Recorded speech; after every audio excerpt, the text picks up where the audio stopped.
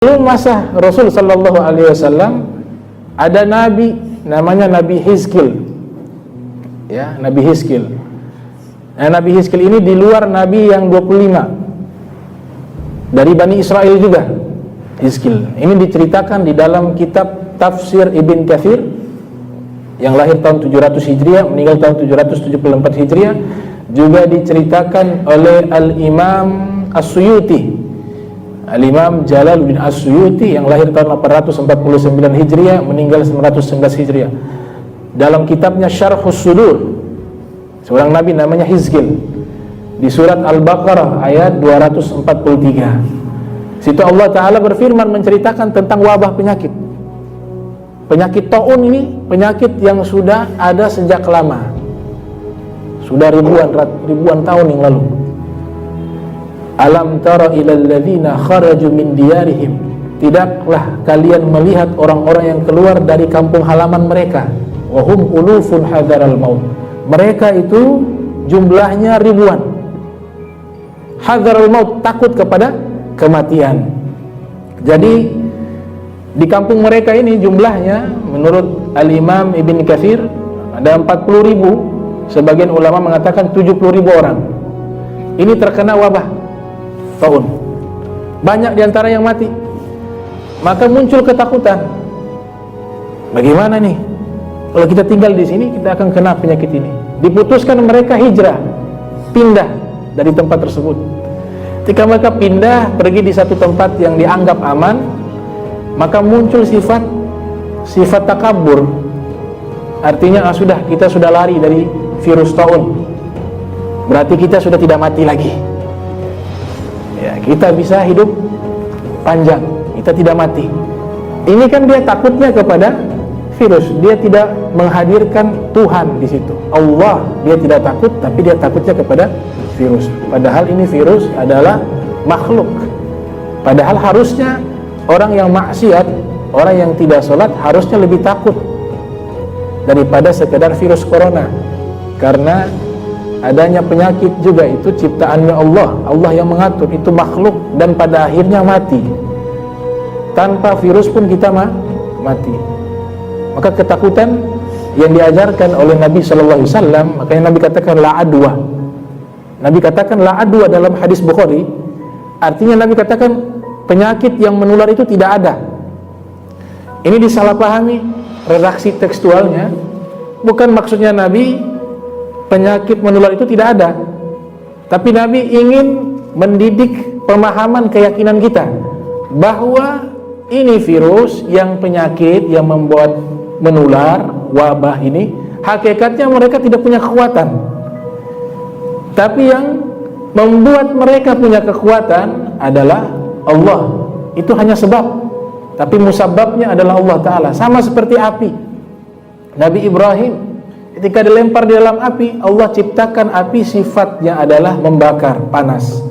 Tapi bisa dengan kekuatan Allah, Allah rubah. Bahkan kontradiksi, yang panas berubah jadi dingin. Ya nar, kuni bardau wa salama ala Ibrahim. Wahai api, jadilah engkau dingin dan selamat. Ini kan kontradiksi sifat. Api kok bisa jadi dingin? Allah ingin menunjukkan itu api makhluk. Dia bisa membakar bukan karena kekuatannya dia, tapi karena kekuatannya Allah. Ini virus bisa membuat orang mati, bisa menular, tapi sesungguhnya kekuatan bukan dari situ, tapi kekuatannya dari Allah. Maka jangan takut kepada sebab, tapi takut kepada musabab, yaitu Allah Subhanahu wa Ta'ala. Maka Allah tunjukkan itu. Maka rasa takut ini dirubah kepada Allah Subhanahu wa Ta'ala, bukan kepada yang lainnya. Maka ini Nabi Hizkil, ketika orang-orang ini sudah hijrah, dapat kabar, Allah wahyukan kepada Nabi Hizkil alaihissalam, dan orang-orang yang sudah hijrah itu berkeyakinan, oh sudah, kita bisa hidup lama, wah virus kita sudah tinggalkan. Dia tidak hadirkan Allah dan tidak meyakini bahwa Allah Ta'ala yang memiliki kekuatan. Oleh sebab itu hadis Nabi la adwa, penyakit tidak menular, karena orang-orang pada waktu itu yang ada di Makkah dan sekitar Jazirah Arab berkeyakinan kalau ada penyakit menular itu dari penyakit, kekuatannya dari penyakit, dari virusnya, dari taunnya, bukan dari Allah. Jadi seakan-akan rasa takutnya dirubah kepada makhluk, bukan kepada Sang Pencipta. Ini terjadi, maka Allah utus 2 malaikat, disuruh turun. Dan kematian kemanapun kita pergi, kalau sudah ajal tiba, ya tetap akan disusul itu kematian. Kita Nabi Sulaiman, ada pemuda, singkat cerita, pemuda datang ketakutan lihat malaikat maut, datang ke Nabi Sulaiman.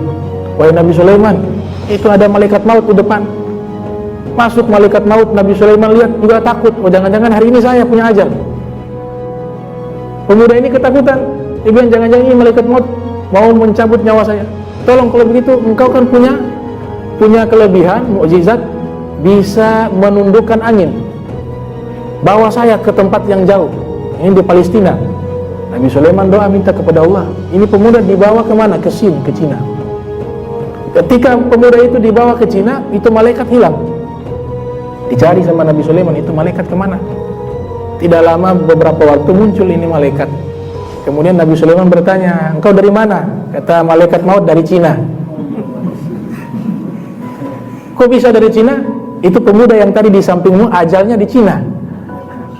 Jadi dia coba lari dari kematian, suruh pindah ke Cina, padahal memang ketetapan takdir ajalnya itu di Cina. Akhirnya dia meninggal di Cina. Ini yang Allah nyatakan, qul innal mautal ladzi tafirruna minhu fa innahu mulaqikum tsumma turadduna ila alimil ghaib wasyahadah fayunabbiukum bima kuntum ta'malun. Katakanlah kematian yang kalian lari pasti dia menyusul kalian, kata Allah Subhanahu wa taala. Tidak bisa dihindari. Ya, maka yang kita takut adalah Allah. Takutnya apa? Takutnya meninggal ini bawa apa? Takutnya meninggal masih banyak dosa. Takutnya meninggal hati masih kotor. Takutnya meninggal ya masih ada hutang piutang dengan makhluk. Takut meninggal zalim sama orang. Ini yang lebih ditakuti daripada virus corona. Karena orang yang seperti ini Nabi katakan cerdas, orang pandai. Apa tuh orang pandai? Al-Kais, mandana nafsahu wa amila lima ba'dal maut. Orang yang pintar adalah orang yang mempersiapkan dirinya sebelum datangnya kematian. Tapi wal ahmaq, orang yang bodoh adalah orang yang banyak mengikuti manattaba'a nafsahu hawa'a wa tamanna 'ala Allahil aman. Orang yang selalu mengikuti daripada rayuan nafsunya melakukan dosa tapi merasa aman kepada Allah Subhanahu wa taala. Itu orang yang bodoh, kata Rasul sallallahu alaihi wasallam. Ahmaq lawan daripada al-kais, orang yang cerdas yang persiapkan dirinya sebelum datang kematian, kata Nabi sallallahu alaihi wasallam. Maka ini kaum ini akhirnya apa? Allah utus malaikat. Malaikat teriak. Ketika malaikat teriak, ini seluruhnya mati. Teriakan malaikat kaum Tsamud, ya, kaum Tsamud itu dapat teriak juga dari malaikat. Kaum Tsamud atau Ad, saya lupa itu. Itu Allah suruh malaikat Jibril teriak, mati. Di surat Al-Haqqah diceritakan. Disebutkan di situ seperti apa mereka yang dapat teriakan daripada malaikat. Mereka seperti pohon korma kering. Allah sifati keadaan orang yang dapat teriakan dari malaikat seperti pohon korma yang kering. Kalau ditusuk berlubang. Ini keadaan mereka seperti itu. Akhirnya mati semuanya. Allah nyatakan faqala lahum mutu. Allah Ta'ala berfirman kepada mereka, mutu, matilah. Maka semuanya mati, tidak tersisa 40.000 orang. Nah, ketika sudah mati, sudah waktu berjalan, makanya pakai summa ahyahum. Kalimat summa itu kemudian ulama tafsir mengatakan ada macam-macam. Tapi summa yang dimaksud di sini lil ba'id, yaitu summa dengan durasi waktu yang lama. Kenapa lama? Karena ketika sudah mati itu membusuk baru jadi tulang. Sudah jadi tulang baru ini Nabi datang. Berarti kan kalau sudah jadi tulang itu kan waktu yang lama. Maka diwahyukan ini Nabi, namanya Nabi Hizkil alaihissalam, pergi ke wilayah tersebut. Sampai di wilayah tersebut, Nabi Hizkil hanya temukan tulang belulang dan jumlahnya begitu banyak. Nabi Hizkil pada waktu itu bukan tidak percaya adanya hari kiamat, bukan. Para nabi punya keimanan ini paling tinggi. Makanya Abu Hanifah mengatakan iman ada 4. Ada al-imanu yazid wala yankus. Iman yang nomor satu itu naik terus, tidak pernah turun. Imanul anbiya wal mursalin, imannya para nabi dan para rasul. Para nabi, para rasul punya iman tidak pernah turun. Coba perhatikan, para nabi kalau diuji sama Allah, apakah makin jauh kepada Allah? Tidak. Makin dikasih cobaan makin besar, mereka makin dekat dengan Allah Subhanahu wa taala. Karena keimanan mereka tidak pernah turun, selalu naik. Kemudian ada iman yang kedua, la yazid wa la yankus. Tidak pernah naik, tidak pernah turun. Dia statis. Imanul malaikat, imannya para malaikat. Malaikat yang begitu saja imannya. Tidak bisa naik, tidak bisa turun. Karena standar ukuran naik dan turunnya iman itu dalam kitab Zubat dikatakan dengan taat, maka itu menandakan makin banyak taat, makin banyak tingkatan iman yang naik. Makin banyak maksiat, maka disitulah turunnya iman. Malaikat kan tidak pernah maksiat, ketaatannya ya seperti itu saja, maka imannya statis, stabil. Kemudian yang ketiga, imannya orang-orang awam, orang-orang mukmin seperti kita. Yazid wa yankus, kadang dia naik, kadang dia turun, naik turun dia. Yazid wa yankus. Yang keempat, la yazid wa yankus, iman tidak pernah naik tapi turun terus. Imannya orang munafik, orang-orang musyrik, orang-orang kafir. Dia tidak pernah naik tapi dia turun. Nah, Nabi Hizkil alaihissalam, beliau hanya bingung, percaya sama hari kiamat, cuma bingung bagaimana Allah membangkitkan makhluk di hari kiamat. Yang sudah mati dibangkitkan lagi. Ini bagaimana caranya? Jadi hanya bingung cara membangkitkan makhluk yang sudah mati, dihidupkan kembali. Makanya ulama berbeda pendapat. Al-Imam Ghazali dengan Ibn Rus. Ibn Rus sering mengkritik Imam Ghazali. Ibn Rus juga seorang ulama besar mazhab Malikiyah, seorang faqih, seorang qadi, seorang filosof. Namanya Ibn Rus. Beliau kuasai hampir seluruh ilmu. Masa beliau abad kelima. Imam Ghazali lahir 450, meninggal 505 Hijriah. Setelahnya tidak lama waktu Ibn Rus. Kitab-kitabnya Imam Ghazali banyak dikritik oleh Ibn Rusdi. Di antaranya masalah apa? Di antaranya masalah penciptaan. Menurut Imam Ghazali, Allah ketika menciptakan makhluk seluruhnya, setelah diciptakan itu makhluk, Allah yang mengatur mereka. Teorinya seperti apa? Bustaniun, kata Imam Ghazali. Ini kitab namanya Faslul Maghalah, nama kitabnya. Bustaniun, tukang kebun. Bagaimana tukang kebun? Ketika mereka menanam bibit, harus disiram, dikasih pupuk, diperhatikan. Nah, beliau analogikan makhluk seperti itu. Ketika sudah diciptakan, ya diperhatikan, diatur, dirawat. Ya, secara mutlak Allah yang mengatur. Kalau Ibn Rus berbeda, beliau mengatakan makhluk-makhluk yang Allah ciptakan seperti jam. Jam ini ketika dia, ya kita taruh itu jam, taruh baterai, awal menggerakkan saja, baru dia berputar. Setelahnya dibiarkan dia secara otomatis. Awalnya mati, kemudian diberikan kekuatan berupa baterai, maka dia berputar. Nah, itu teorinya Ibn Rus, dan ini sama seperti teorinya filsafat Aristoteles. Aristoteles dalam kitab Al-Milal wan Nihal, disusun oleh Abdul Karim Sirristani. Al-Imam As-Sirristani menyebutkan dalam kitab Al-Milal wan Nihal, Aristoteles percaya bahwa alam semesta ini ada penggerak pertama, namanya muharrikul awal. Ini alam semesta ada penggerak pertama, cuma belum menyebutkan apa itu Allah.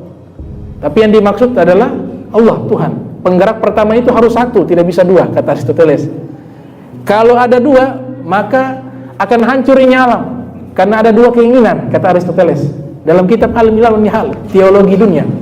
Jadi kesimpulan Aristoteles mengatakan bahwa alam semesta ini harus ada muharrikul awal, ada penggerak pertama. Kalau tidak ada penggerak pertama, maka tidak mungkin ada pergerakan matahari yang berputar secara otomatis dan begitu rapi, waktunya tidak pernah terlambat, tidak pernah terbalik, dia berputar. Ada siang, ada malam. Ini saja sistem yang berputar dengan begitu rapi. Kalau tidak ada yang menggerakkan, maka mustahil dia bisa bergerak. Itu kata Aristoteles dalam kitab Al-Milal wan Nihal. Maka ini perbedaan pendapat antara Ibnu Rus dengan dengan Imam Ghazali. Kasus kedua juga Imam Ghazali berbeda pendapat dengan Ibnu Rus masalah hari kiamat. Al-Imam Ghazali berpendapat, nah tadi pendapat Imam Ghazali yang lebih kuat, ya kita diciptakan, kita punya teologi ikut Abu Hasan Asy'ari, mengatakan Allah ciptakan kita dan Allah yang mengatur kita. Itu di dalam Al-Quran banyak sekali, wa ma tasyauna illa ayyasha Allah, apa yang kalian kehendaki itu Allah yang kehendaki. Inna rabbakum khalaqakum wa ma ta'malun, sesungguhnya sang pencipta kalian Allah menciptakan kalian dan apa yang kalian lakukan. Wa ma ta'malun. Jadi ini akidah daripada Asy'ariyah dan Maturidiyah. Nah kemudian di hari kiamat beda pendapat juga. Kata Imam Ghazali, ketika dibangkitkan di hari kiamat itu dibangkitkan dengan secara zahir, ruh dan jasad, jadi dihidupkan kembali lagi. Tapi ditentang oleh Ibnu Rus. Ibnu Rus mengatakan, gak, di hari kiamat itu bukan dengan ruh dan jasad, tapi ruh saja. Beliau mengeluarkan beberapa hadis Nabi SAW, di antaranya innama nasamatul mu'min ta'luku, sesungguhnya ruhnya orang beriman makan makanan surga. Sepotong saja. Tapi Imam Ghazali melanjutkan hadis itu, ada punya lanjutan, hatta yurji'u Allah subhanahu wa ta'ala ila jasadihi yaumal qiyamah. Itu ruh nanti dikembalikan ke dalam jasadnya di hari kiamat. Jadi Imam Ghazali mengatakan ini Nabi sebutkan dikembalikan ke dalam jasad. Kemudian kasus Nabi Hizkil alaihissalam ketika melihat tulang belulang dari orang-orang tersebut yang sudah mati, dia katakan, ya Allah, bagaimana cara ini bisa hidup di hari kiamat, bisa bangkit lagi? Maka Allah Ta'ala berfirman, summa ahyahum, kemudian Allah menghidupkan mereka. Jadi tulangnya tersambung, mulai kakinya sampai jadi utuh manusia berupa tengkorak. Dan itu bukan satu orang, seluruhnya 40.000 orang itu di hadapan Nabi Hizkil, Allah Ta'ala bangkitkan mereka semua. Mulai itu daging mulai keluar, daging, kemudian darah, kemudian kulit, kemudian ruh masuk. Maka di saat itu Nabi Hizkil pun bisa mengetahui bagaimana cara Allah Ta'ala menghidupkan makhluk yang sudah mati di hari kiamat, dikembalikan lagi seperti semula, seperti dia hidup. Maka Nabi katakan dalam hadis, kullu bani adam ta'kulul ard, seluruh anak manusia bumi memakannya, illa azabadzan, kecuali bagian tulang ekor. Tulang bokong ada ekor yang paling ujung, nah itu tidak akan hancur, kata Nabi sallallahu alaihi wasallam. Dan ini juga sudah diriset oleh para ilmuwan. Mereka membuat satu eksperimen uji coba dan juga riset bahwa tulang yang ada di bokong manusia itu lebih kuat daripada baja, beberapa kali lipat disebutkan. Dan ini tidak akan hancur, seluruhnya akan hancur, tapi satu tulang ini tidak hancur. Dan Nabi sallallahu alaihi wasallam 1000 tahun yang lalu sudah menyebutkan hal tersebut. Nabi mengatakan illa azabadzan, seluruh tubuh Bani Adam akan hancur kecuali tulang ekor. Dari tulang ekor khulika. Kalimat khulika tadi diciptakan kembali. Berarti kita ini diciptakan dalam bentuk yang berbeda. Karena dari kata khulika, bukan ju'ila, dijadikan seperti yang, kalau ju'ila dijadikan sudah ada contoh, tapi khulika dijadikan yang baru lagi. Jadi hari kiamat, kata Imam Ghazali, ini juga disepakati oleh Ibnu Rusdi dalam kitab Faslul Maghala, kita dibangkitkan kembali lagi, tapi dalam bentuk yang tidak sama persis ketika kita hidup di dunia. Tidak sama persis. Nah, dibangkitkan di dalam kitab Faidul Qadir min Ahaditsil Basyir bin Nadhir, itu menyebutkan, Imam Munawi mengatakan nanti dibangkitkan sesuai keadaan akhir aktivitas sebelum dia meninggal. Maksudnya kita akhir sebelum meninggal lagi baca Al-Quran. Nah, kita meninggal dunia pas lagi baca Al-Quran. Di hari kiamat bangkitnya lagi baca Al-Quran. Orang yang meninggal dalam keadaan sujud dalam sholat, di hari kiamat dibangkitkan dalam keadaan sujud. Orang yang lagi sholat, lagi baca Al-Quran, lagi hadir majlis ilmu, meninggal, ya dibangkitkan dalam keadaan seperti itu. Sebaliknya, kalau meninggal dalam keadaan maksiat, ya dibangkitkan. Maka disebutkan dalam beberapa hadis dalam kitab Syarhus Sudur, ada yang bangkit pegang botol. botol khamar. Itu malaikat sudah kenal, oh ini tukang minum. Ya. Ada yang bangkit pegang uang riba. Ada yang bangkit macam-macam. Tergantung daripada jenis amal yang bagian akhir. Innamal a'malu bi khawatimiha. Amal ibadah dihitung bagian akhirnya, kata Rasul sallallahu alaihi wasallam. Maka Nabi Hizkil melihat, oh ternyata begini kebangkitannya. Oh mudah bagi Allah. Innallaha ala kulli syai'in qadir. Sesungguhnya Allah mampu melakukan segala sesuatu. Tidak ada yang sulit. Innama amru idza arada syai'an ay yaqula lahu kun fayakun. Kalau ingin sesuatu ya kun, jadi. Maka jadilah. Tidak ada kesulitan bagi Allah Subhanahu wa taala.